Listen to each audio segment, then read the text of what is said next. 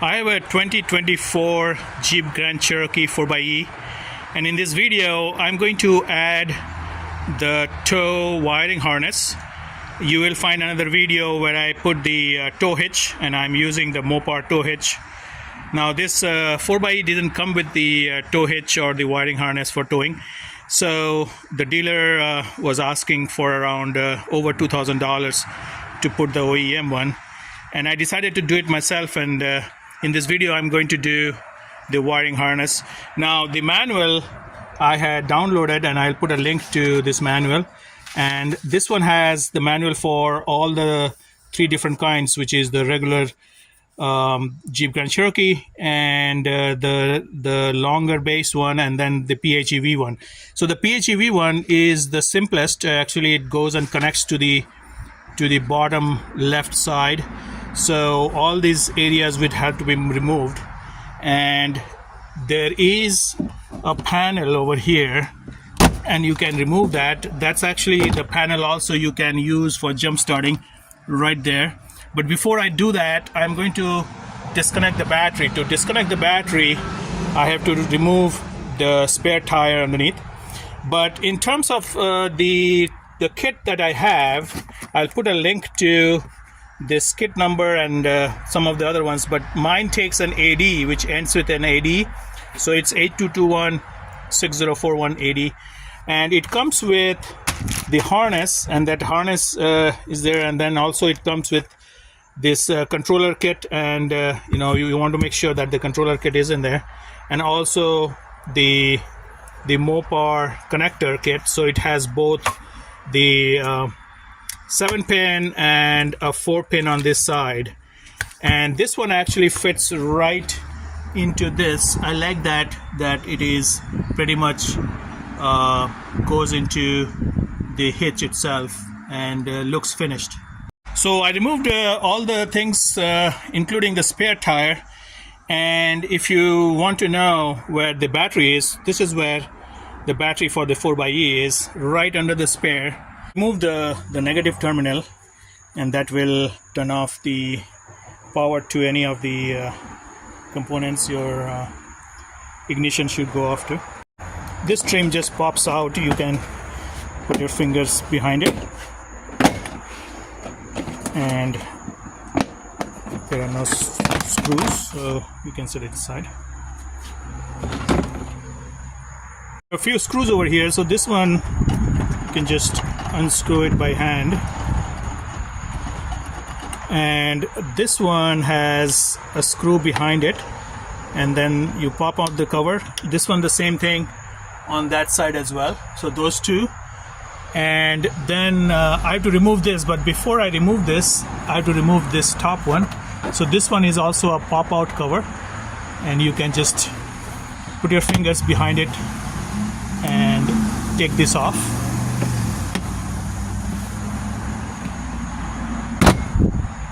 This one comes off as well. Now there is a screw behind this one, so you have to pop out the cover and then the screws come out. And then the airbag, there is an airbag tag in there, and you can use a Torx screw bit to take this screw out. And then this panel is going to come out. So this is one of the instructions in there, which removes the side panel here. And from this side, this panel comes out. You can remove it. Just make sure that there is a connector here, and you can press on this tab, and it will pop out. So I removed these bolts over here that were holding. I think it is easier to take this off, and also there were two screws over here, one and the other one there, and also one screw holding this cover on. So with that, I'm going to be able to remove this piece. So pop out these clips over here,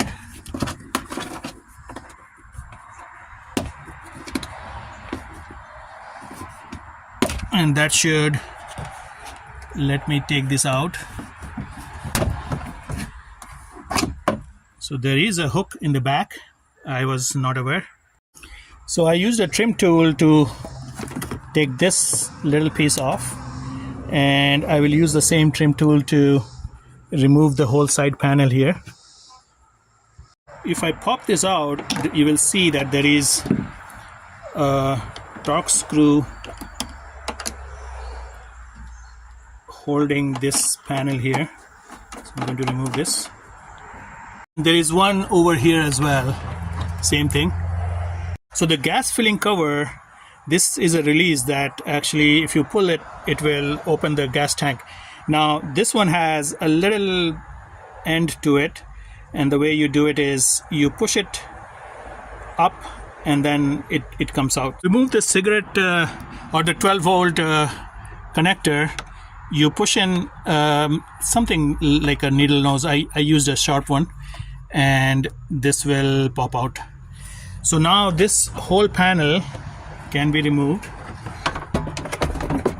and this exposes the place where I need to connect, and mostly I need to also look at these. So this needs to be fished out from here to that goes to the hitch.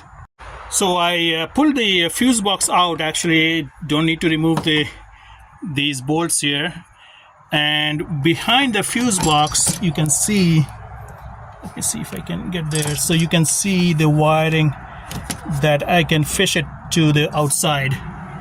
Fish it out over here, but I have to tear this tape over here so that I can take the new wires out. So there is some liquid tape that has been used, so it was very difficult to remove it, but I was able to take that tape off, and then I fished the A1 terminals, which has the 7 connectors here, and I have just passed it behind and behind this.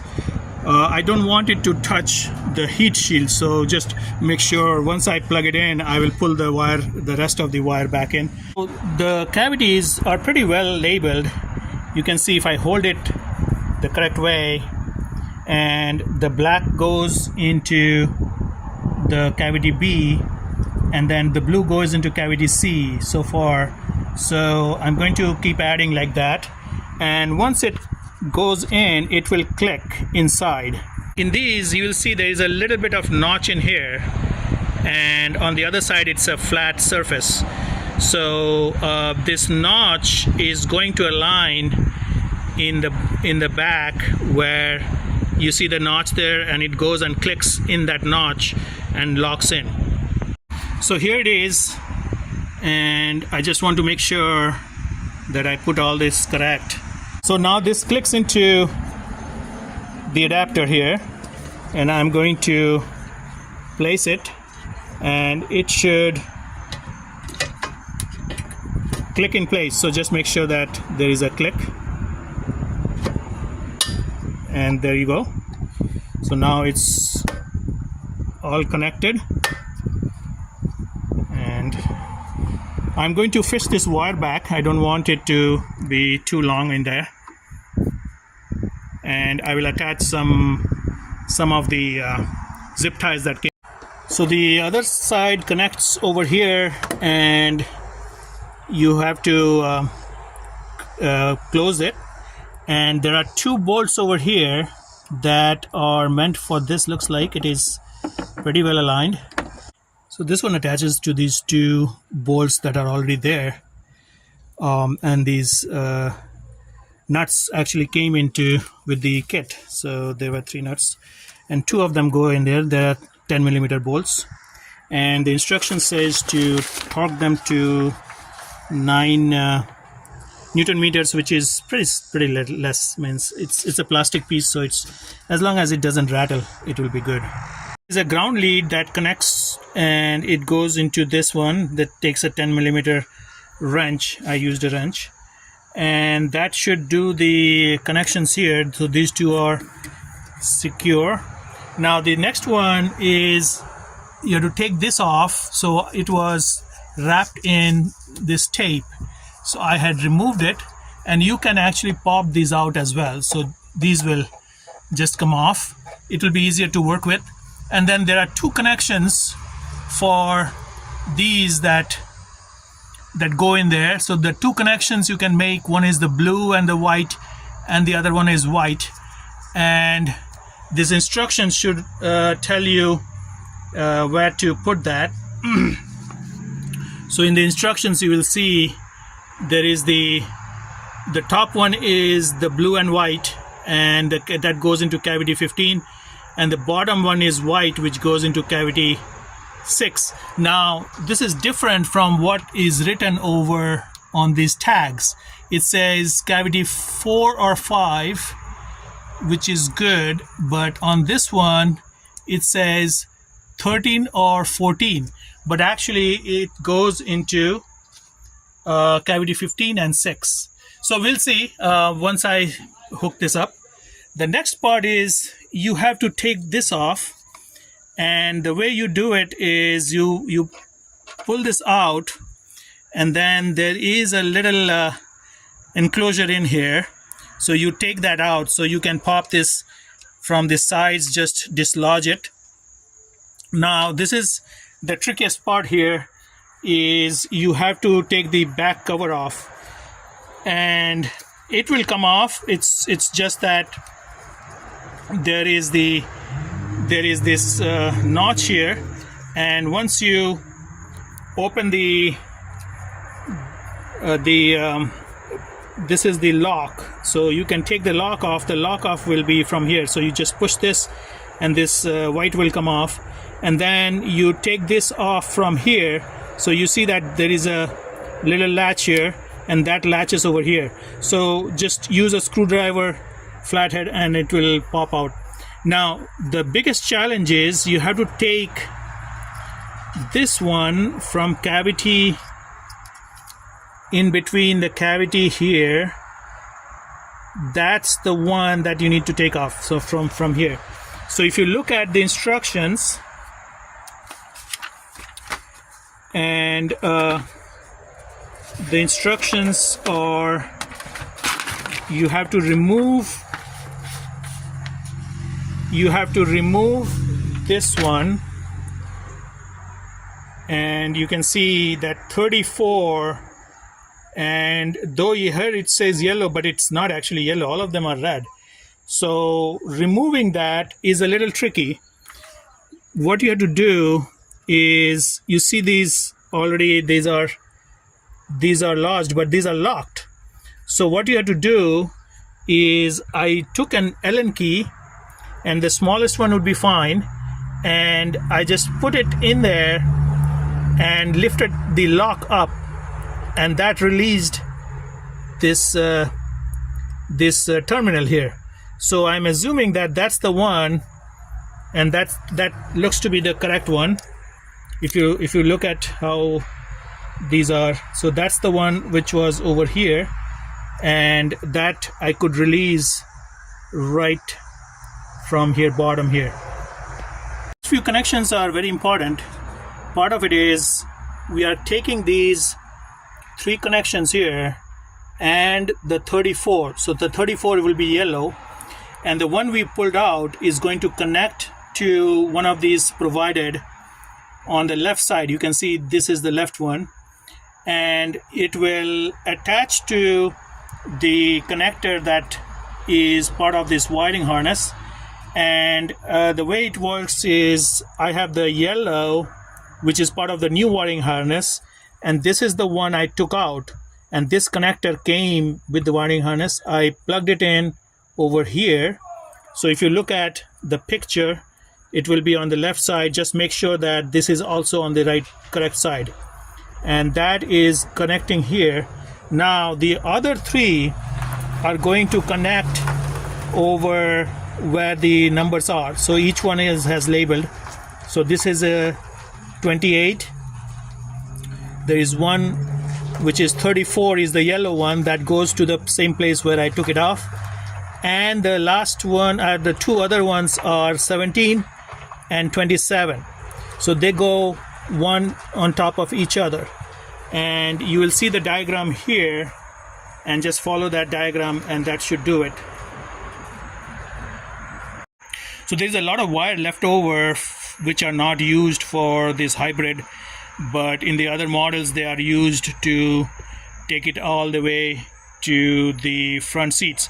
So I just tied it up a little bit, and I also put a couple of zip ties in there with the zip ties that came. So I'm going to put it back on and cover it up.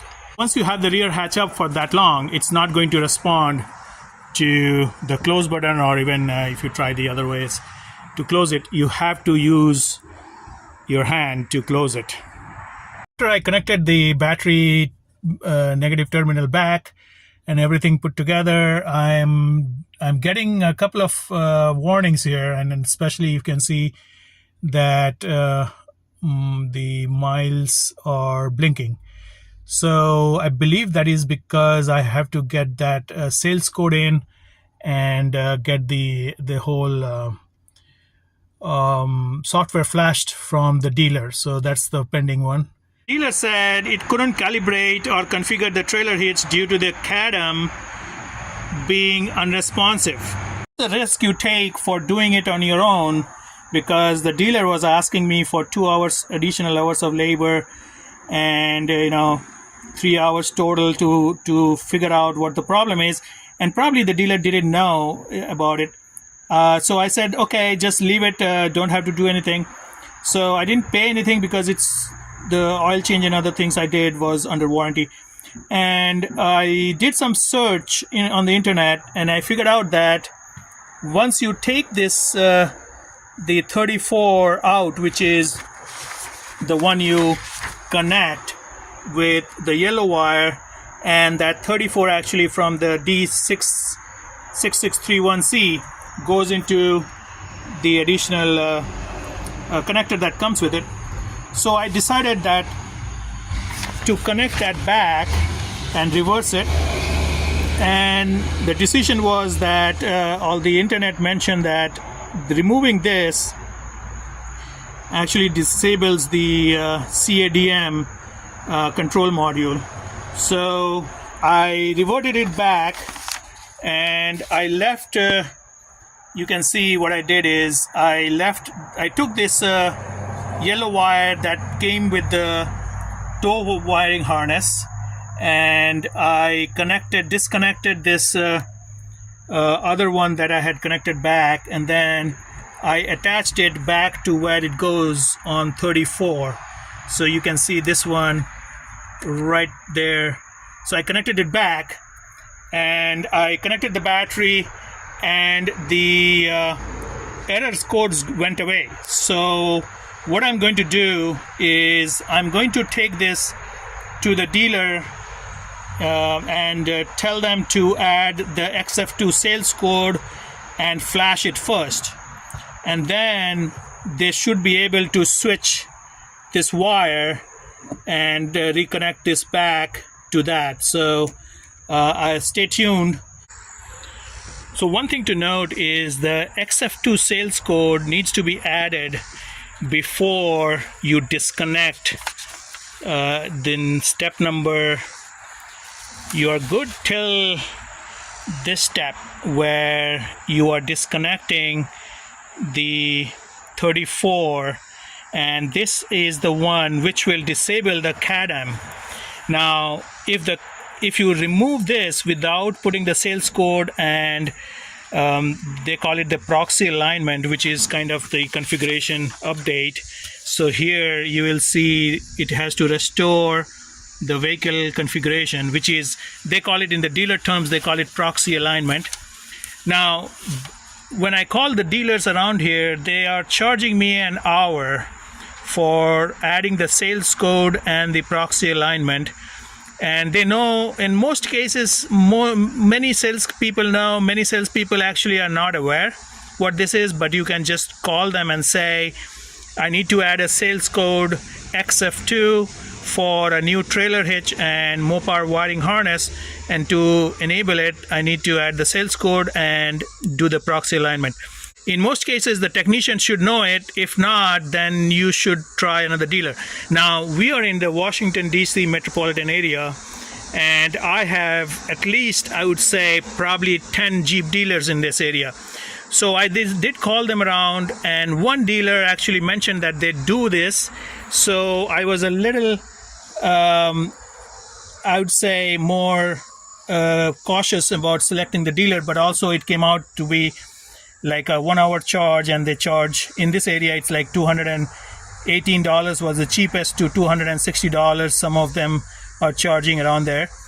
And I took it to the dealer, the first dealer, and I had to also get the oil changed and service done, which was part of the Jeep Wave either way.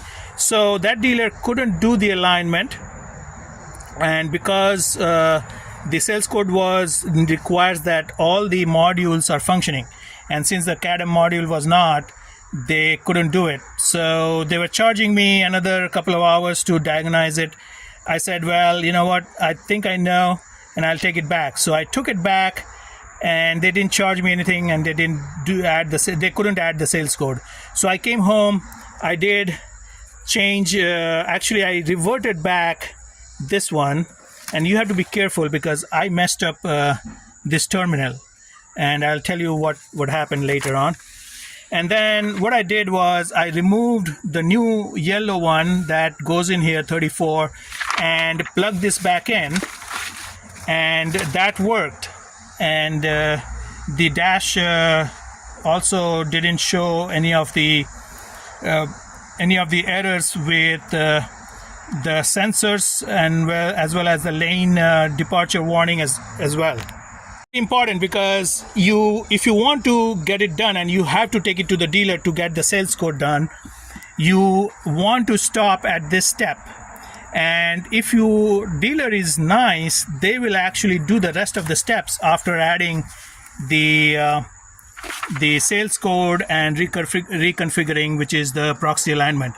Now, in my case, the dealer did that and was charging me an hour, but then I said, you know what, they didn't do it, the rewiring. So it ended up being, I had some other issues which was not related to the tow hitch, and they fixed those. So the dealer ended up not charging me for adding the sales code and doing the proxy alignment, partly because I had some other repair work done which was under warranty, and I have an extended Mopar warranty also. So either way, so you expect to pay at least an hour to get that proxy alignment done, and after that you push in the new wires, and this is the jump wire. Actually, the ones that you take off goes back in, and you can see in my video, and then you connect it and then wire it back, and that worked for me, and it is functioning fine, and you'll see how it is working for now. But this is very important that you want to make sure that first of all the dealer knows that how to add the sales code and do the proxy alignment, and you don't want to take this one off before the proxy alignment is done with the new sales code. It comes with both the 7-pin connector as well as the 4-pin connector. Now, my previous Jeep had only the 7-pin connector, and I have an adapter for the 7-pin to the 4-pin. So this one works better, and the reason I think it is going to work better is because there is this cap, and this pushes against this connector, and with the 4-pin it is a little pushing on the wires, and I don't want it, if I am towing for a little while, I don't want it to push on it. And this will be fitting pretty well, and you can see that this is going against it. I can also do the other way, which also works, but this one looks better. Also, if you are wondering that this tow hitch cover goes properly after you put in the OEM tow hitch, it does. So it just hides in there. If you don't want the look of the hitch showing, you can just pop in the cover. So one of the reasons I went with the OEM Mopar tow hitch connector is because of this reason is when you connect the trailer, it is going to disable, and you can see park sense is unavailable because the rear park sense, it will need to disable the park sense, otherwise you won't be able to back up because it will detect that there is something very close to the back of the Jeep, and you need to do that, and this Mopar OEM will allow to do it automatically because it senses it. If the trailer connection is not correct, you will get an indicator right here, as you can see right there, and it will pop up on your screen as well. Everything looks good and it's functioning as I wanted, and I'm ready to tow my boat. It has been I've been waiting to put the tow hitch until now I couldn't tow the boat, but now we have a few more months of summer to take the boat out on the water. Hope this helps. If you have any questions, you can comment on the video and I'll try to answer it. Also, I have other videos of this Jeep and previous Jeep Grand Cherokee that I owned on my channel. You can subscribe to that channel and you will find other videos as well.